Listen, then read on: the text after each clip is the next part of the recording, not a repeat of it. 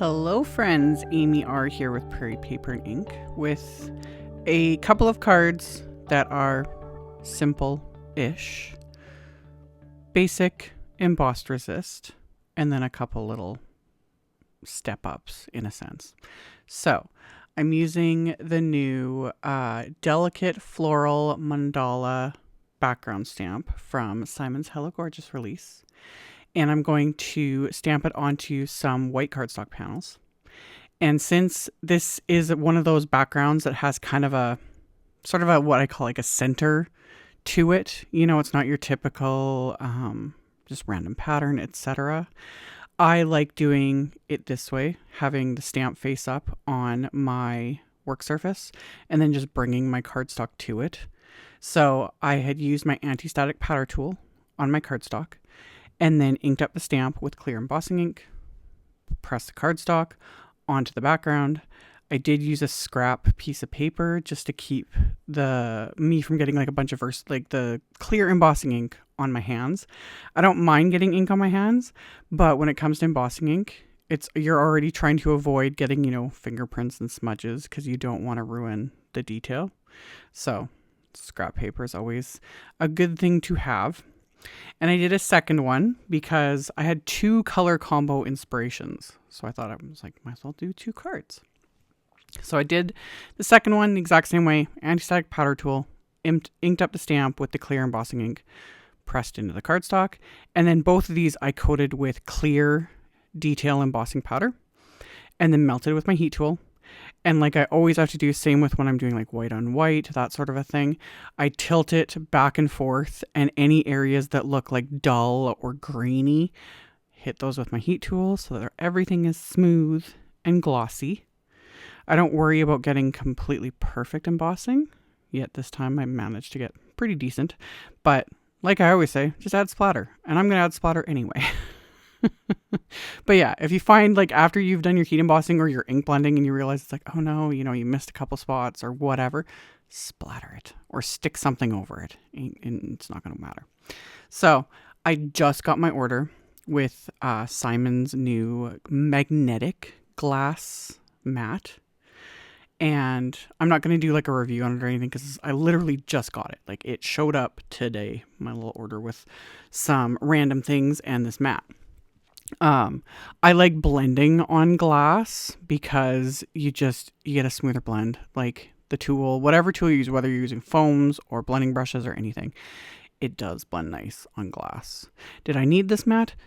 No, I have the Tim Holtz Media glass mats as well. I don't know what it is. I have like a collection of like craft mats. It's ridiculous. Anyway, this one's nice and it's pretty too, so I like it. Back to the card. So my first blend of colors is Salvage Patina, not Salvage Patina. That's the next one. I knew I was going to say that.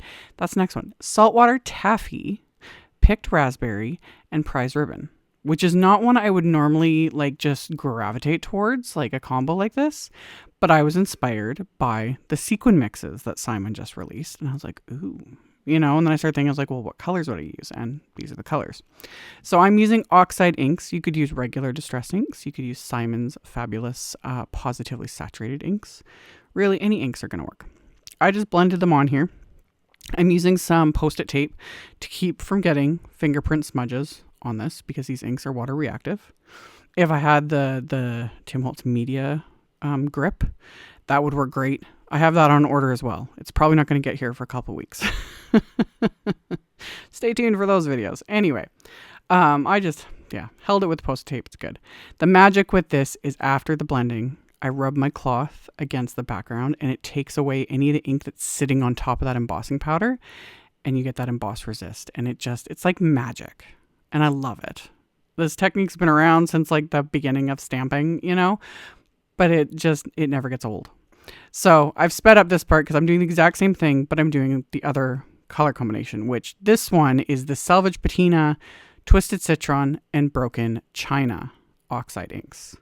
So just blending them on with my blending brushes. I just flip this glass mat around because it's small enough, rather than flipping my cardstock or having to wipe the glass mat off between, because I didn't want my brushes picking up the other colors and just turning things into a mess. And again, wiping it with my cloth to reveal all that embossed detail. This background is like perfect for emboss resist in my opinion. And then yeah, of course I'm going to add splatter. So I put some white gouache directly on the glass, gonna mix in a bit of water to thin it out, and then splatter this onto the background. So pick that up, splatter it. I've got these in my splat box just to help contain some of this splatter. Yeah, people have been making comments like I should take the insides of this box and like use them to make cards. Dudes, it's getting grungy. I've been using this box for, gosh, when did this come out? It was the best $5 I ever spent. I do have a new one like waiting, but this one's still going strong. But it's turning into quite a mess. It, you know, sometimes on camera it actually looks pretty cool, but it's getting a little grungy, but it serves its purpose. So anywho, did the white splatter, and then I used perfect pearl powder, stuck that on the mat as well, mix that with water, so then I get the shimmer splatter that is so fabulous. And that one you can see I like scrape it up with my brush and get every last drop of it, splatter that, and then set those aside. And then for my sentiments, I'm going to use all embossing glazes, like distress embossing glazes. Now, you could use just the Oxide inks. I've shown in recent videos using a brayer, and I've shown in other videos using my blending tools to get different colors of inks onto stamps. That'll work too. I was going to do that and still use the embossing glazes, but then I was like, why not skip that step? Just stamp them in clear and then use the embossing glazes, because I actually happen to have all these colors in the embossing glazes because there was a new release of, was it 6 colors? I think it was 6 colors. I got those just the other day too. So I was like, ooh, perfect. So I inked up a sentiment from the XL Spring Greeting Set. This time I'm using my Misty because I wanted to ink it up and stamp it a couple times. Like I'd use my anti-static powder tool, and then I inked up the stamp and stamped it a couple times with clear embossing ink because I want to make sure I get the entire sentiment stamped, you know, crisp, clean, good to go. And then I'm going to use the same 3 Distress Oxide colors in the embossing glazes. So I've got Saltwater Taffy, then Picked Raspberry, and then Prized Ribbon. I'm using separate little coffee filters for each of these. You could use scrap paper, that sort of a thing. I'm keeping it all separate because I'm going to funnel all those embossing powders back into their containers. I don't want them mixing and just turning into sludge. So using the separate coffee filters makes my life so much easier, because any embossing powder I don't have in my big containers that you guys see, those Sistema containers, which is, I've got like an entire drawer of embossing powders. I just use my little coffee filters for, because these are convenient and I can funnel everything back in, and then these can just be put into the compost bin, which is perfect. So I melted this with my heat tool after I had poured on those embossing powders, and then decided I was going to stamp and do this a second time. You don't need to do this, but I am finding if I pay attention and take a few, like just an extra minute or two, a lot of times you can get just more, not better results, but you get more glossy results if you kind of double heat emboss like this. So I let it cool off. I used my anti-static powder tool again.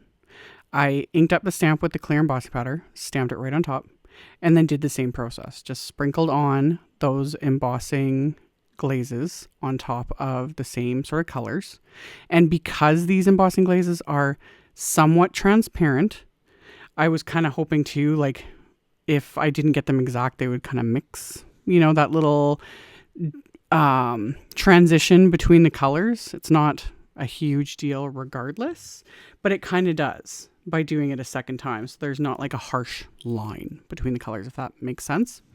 So I did that with the first one, and then I'm repeating the process with a different sentiment from the same stamp set using the Salvage Patina, Twisted Citron, and Broken China embossing glazes. So doing the exact same thing.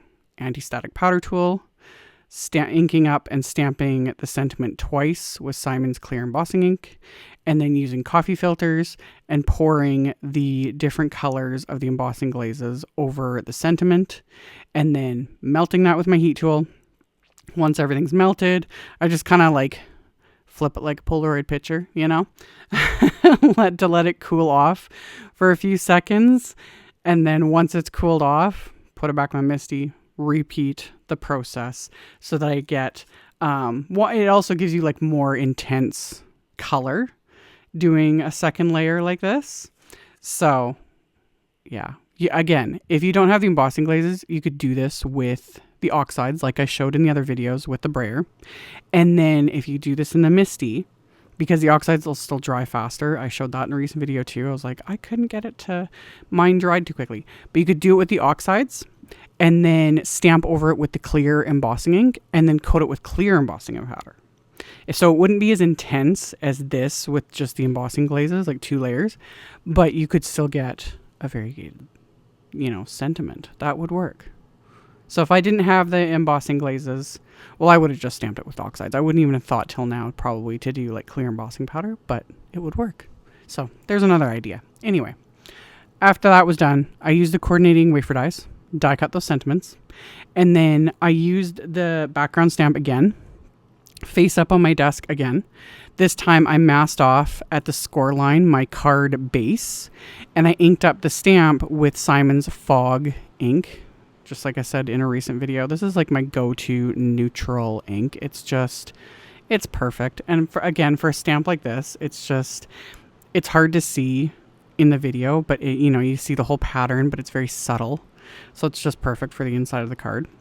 So did it again, used that same Post-it tape, masked off right at the score line, inked up the stamp with the Fog ink, brought the cardstock to the background, lined it up, use my scrap paper so I'm not smearing ink all over the back of the card.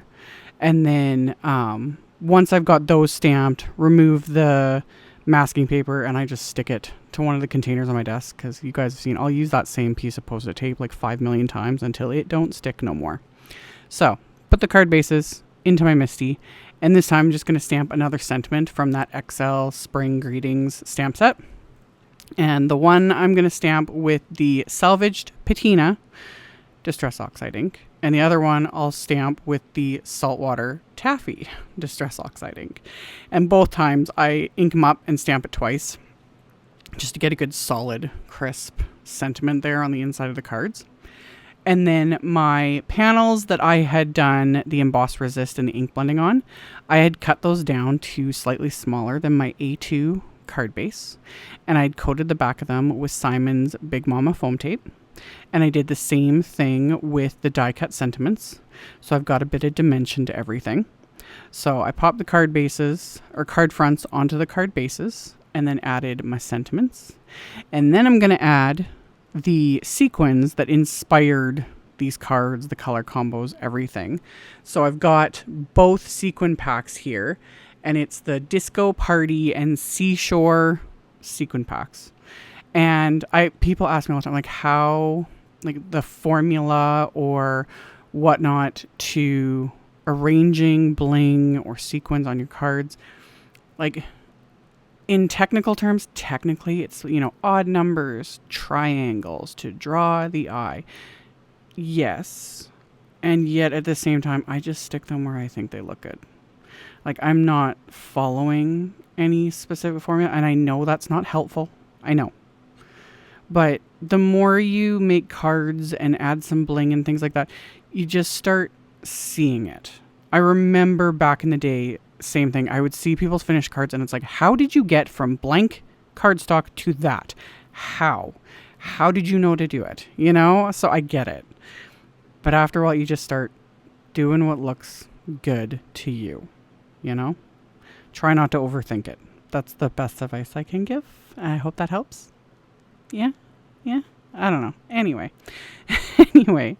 that was my cards. I'm trying to show in the light, like the shimmer splatter and like the gloss of the sentiment and the sparkle of the sequins. It's just fun. As always, I will have a link below the video to my blog post. I'll have a supply list. I'll link to all of the supplies I used. So if you're interested in any of that, you can check it out below the video. And then of course, I've got tons of videos on my YouTube channel. I've posted a few recently with this new release. I have a whole bunch more coming. So if you haven't subscribed yet, I would love it if you do. You can also follow me on my social medias. I got all that linked below the video as well, because I always update those every time I post something new. So thank you all, as always, for watching, for commenting, for thumbs upping, subscribing, all the good things. I very much appreciate it. And I will see you all very soon in the next video. Bye.